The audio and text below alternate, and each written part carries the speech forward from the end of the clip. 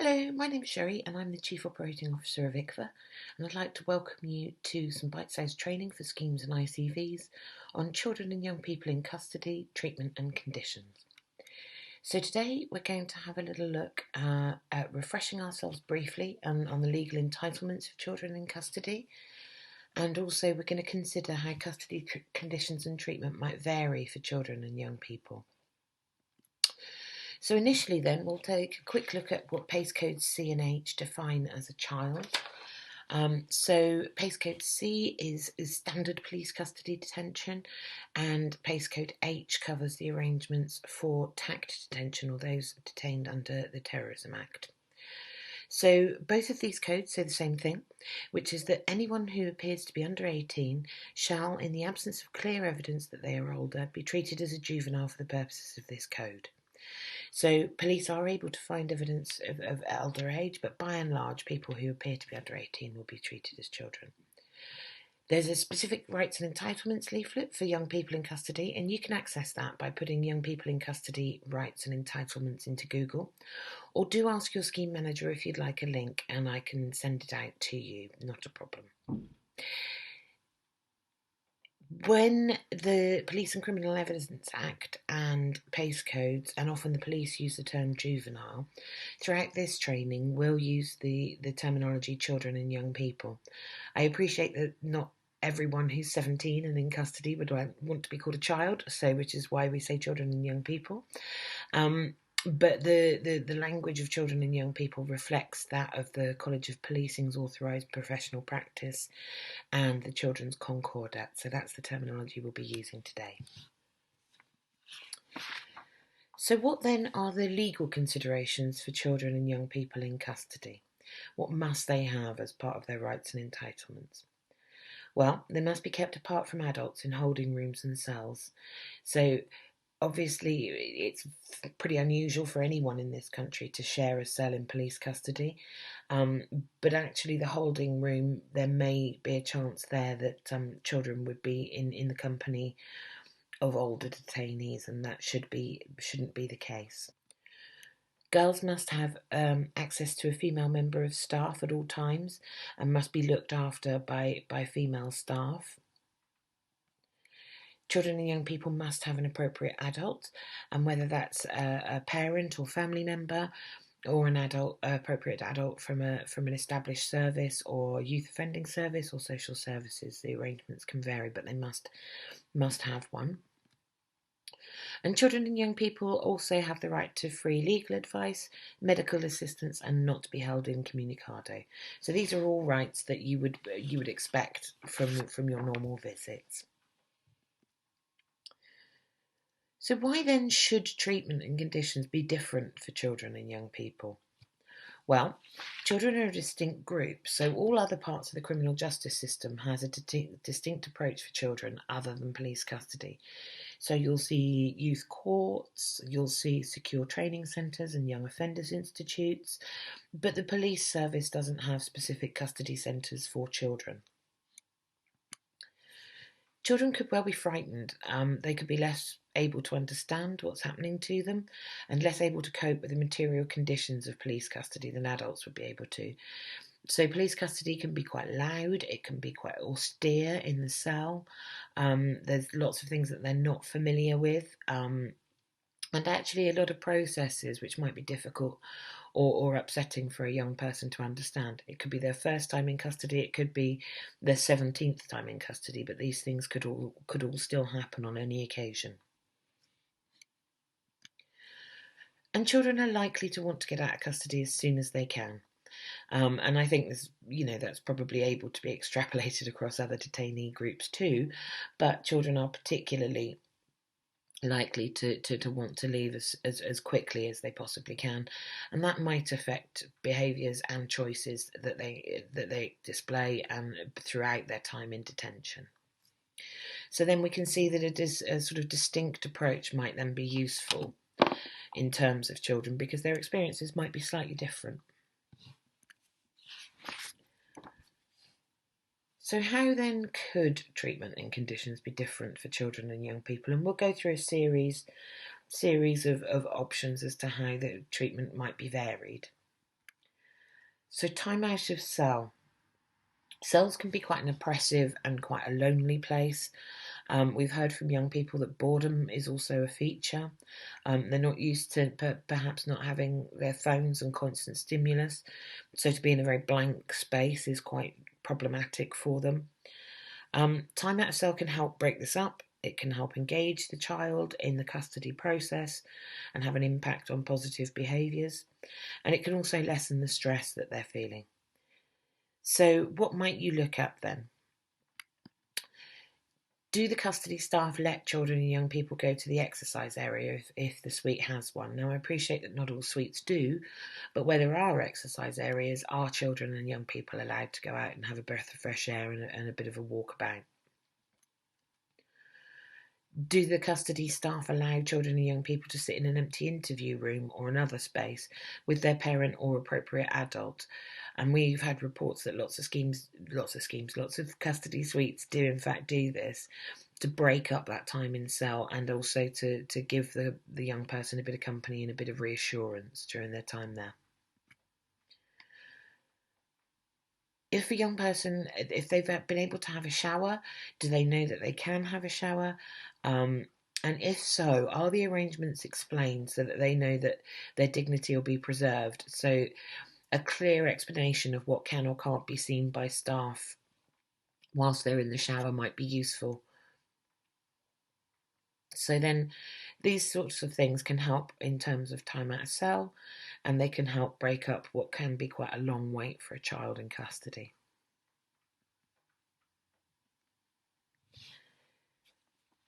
So we'll move on then to have a quick look at visits.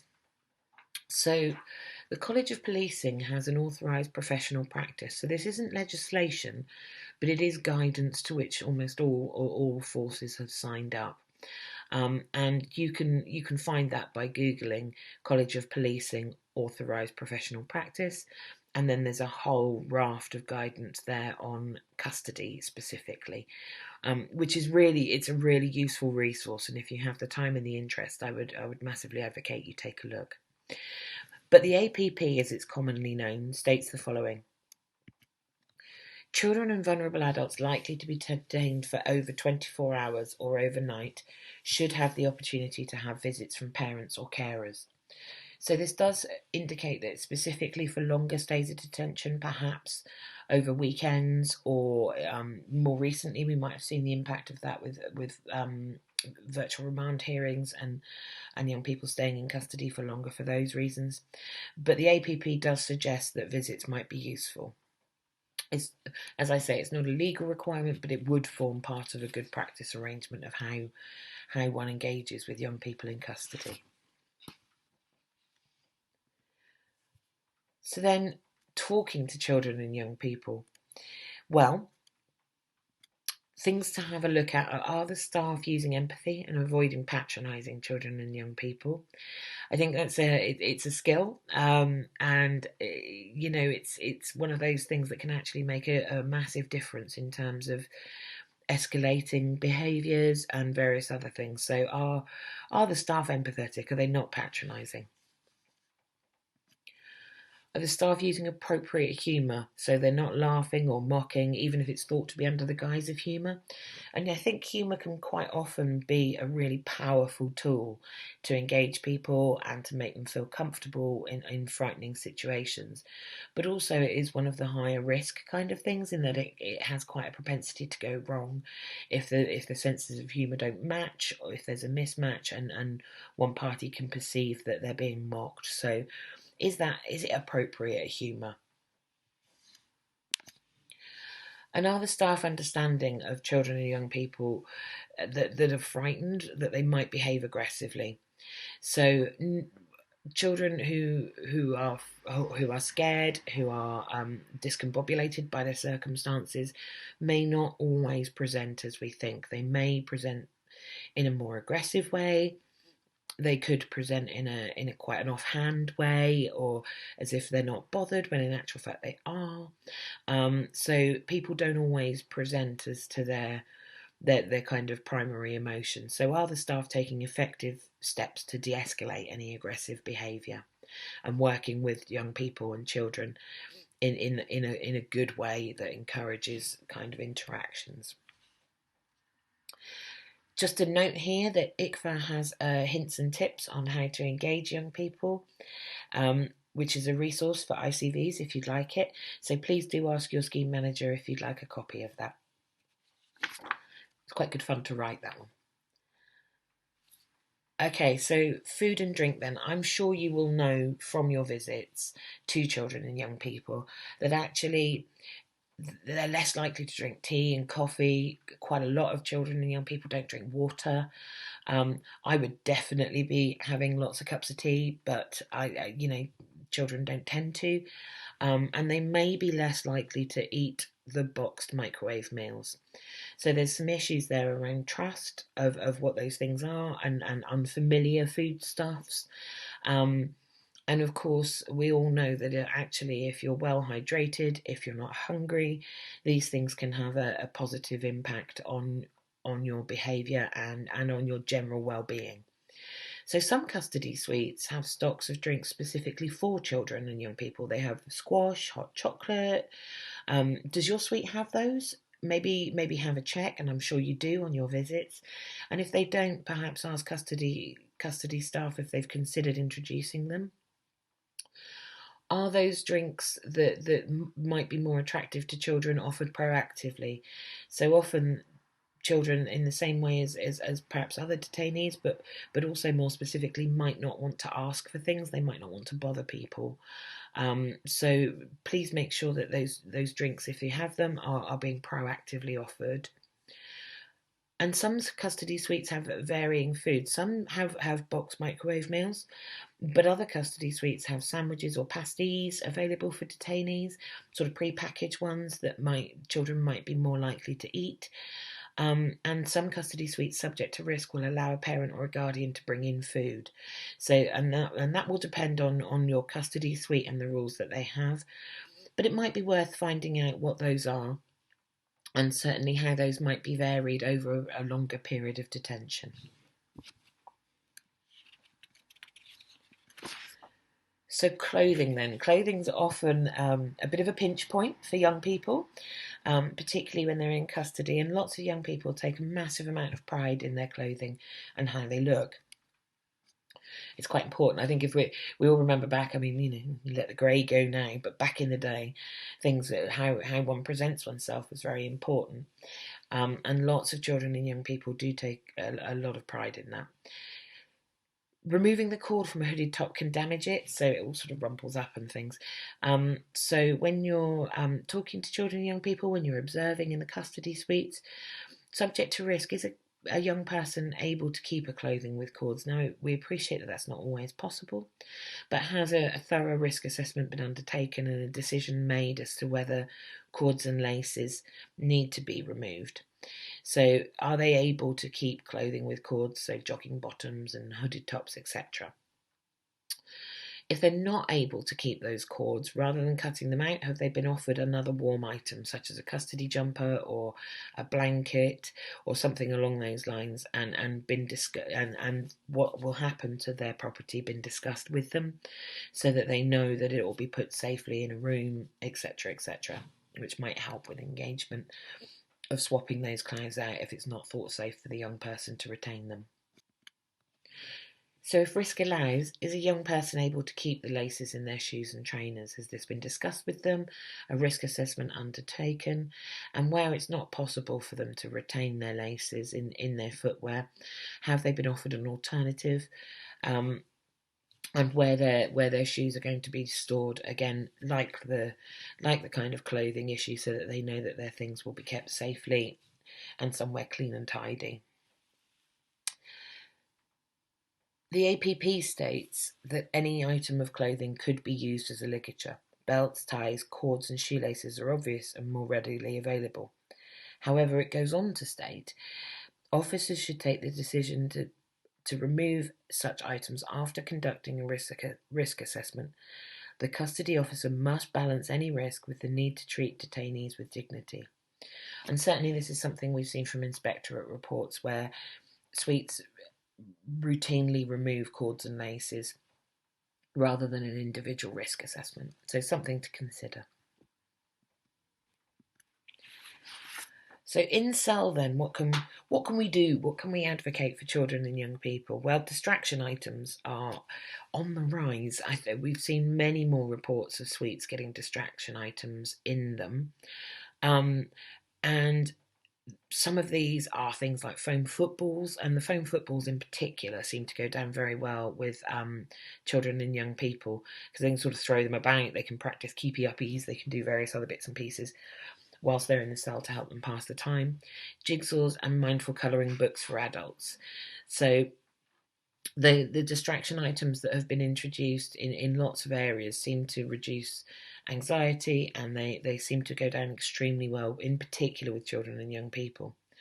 And a custody sergeant who's been responsible for their introduction in her area, and indeed others, comments, the effect that the distraction items have in custody is to bring down anxiety and irritability levels, ensuring that young people can better engage with the process and support services within custody, like healthcare and mental health professionals.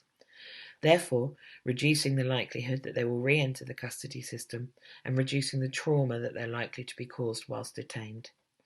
Which is fantastic to hear that from a custody sergeant who's put the items in custody and has seen the benefits of the approach. Really is a wonderful thing. If you would like to consider introducing distraction items in your custody suites and they're not currently there, please raise this with your scheme manager. We have a blog on the ICVA website about distraction items, and if your scheme manager gets in touch with me, I will give them the contact details of the custody sergeant. They are in the blog, but I would ask, rather than numerous individual requests from ICVs, that you go through your scheme manager. That would be great. Thank you. So what to look for then on your visits when you're undertaking it in terms of treatment and conditions for young people? So you check on all rights and entitlements as you usually would. Prioritise children for a visit where you can and risk allows. So have they been able to contact someone? Have they had access to healthcare? Have they had a solicitor, etc.? Check that the child is being held away from adults where possible. So in some suites they have specific child and young people's cells, often slightly closer to the bridge or on a different spur to adult cells. So is that happening? Are those cells being used where it's possible? If you happen to look at the holding area, are children prioritised for booking in so that they come straight into the suite and are booked in and not in the holding area with adults? Things along those lines. If the child is a girl or young woman, is she in the care of a female member of staff? And this care should continue by a female of staff throughout the custody time. So this varies very slightly from the arrangements for adult women, in that adult women ought to be able to discuss their personal care and menstrual needs with a female member of staff. However, if the child is a girl, then she ought to be in the care of a female member of staff throughout her custody time. Has the child or young person been able to spend time out of cell? And that might be any of the arrangements we previously discussed. So it could be interview rooms, it could be just time out and about the suite, or it could be in exercise yards, etc. Has the child or young person been offered specific food and drinks that they might be more familiar with? And as I say, we often see really good practice on this from suites, with a large range of things available. So if that is the case, note it down.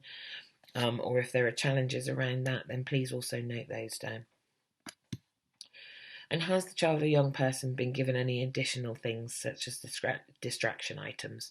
So have they, it may be books, it could be the foam footballs, there's a whole range of things that could be given to a child or young person to help with that time whilst they're in the cell.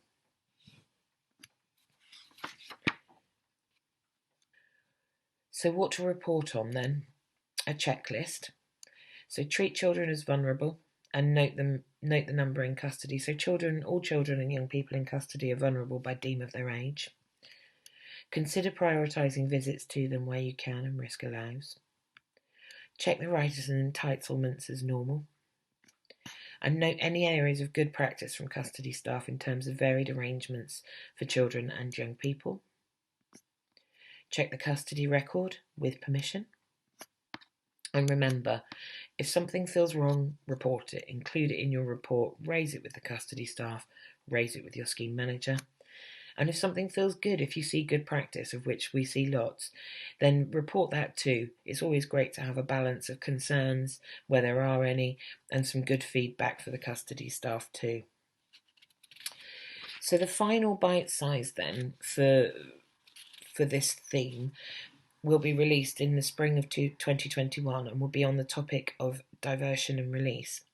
We're producing a briefing on ACEs, which you may have heard of, adverse childhood experiences, and what a trauma-informed approach is, and both of those resources will be out with scheme managers in the spring for you. If you haven't already seen them, please ask your scheme manager for previous resources, including the following. So the Children's Concordat, there's a video with Katie, our ICVA's CEO, and Jen Twite, who's a barrister and head of strategic litigation for Just for Kids Law, on the Children's Concordat. And that's a really great self-study module on the Children's Concordat, what that means and what that could mean in terms of your visits. So there's a bite size on children and young people, the law, and that one's for you to study at home, and it comes with a pack of additional resources. So rather than a video, it's a slideshow that you'd go through yourself at your own pace, and in the notes there's lots of additional resources, and we send some documents out with it. Children and young people, the research, so this is a video bite size, again, which for self-study for at home. And this covers Dr. Miranda Bevan's research into children in custody, which is really impactful, and you get to hear the voice of a lot of children who've spent time in custody and reflect on their time there. And as I mentioned earlier, the hints and tips, a short briefing for engaging with children and young people in custody. So there's a couple, as I noted, there's a couple of more resources to come in spring 2021. But please do take the time to have a look at some of the videos and go through the children and young people, the law. We also have briefings on county lines, which, as I'm sure most of you will be aware, is an ever-increasing issue for children and young people in custody. So again, please do ask your scheme manager if you'd like a copy of that. And we'll be producing some more resources on searching, strip searching and intimate searching of young children and young people in custody. So do keep your eye out for any further resources. So then, just to recap, we had a quick refresh of the legal entitlements of children. So right not to be held incommunicado, right to free legal advice, etc., etc. And then we've talked about how custody conditions and treatment might vary for young people. So those often quite small things which actually might help engage a young person whilst they're in custody and release their tension and stress. So I hope this bite size has been useful. It's just a brief scamper through some things, and I dare say you can all think of some more. But your bite size is complete, so thank you very much for spending this time with me. I really appreciate it. And I hope that your monitoring of children and young people goes well. Thank you very much.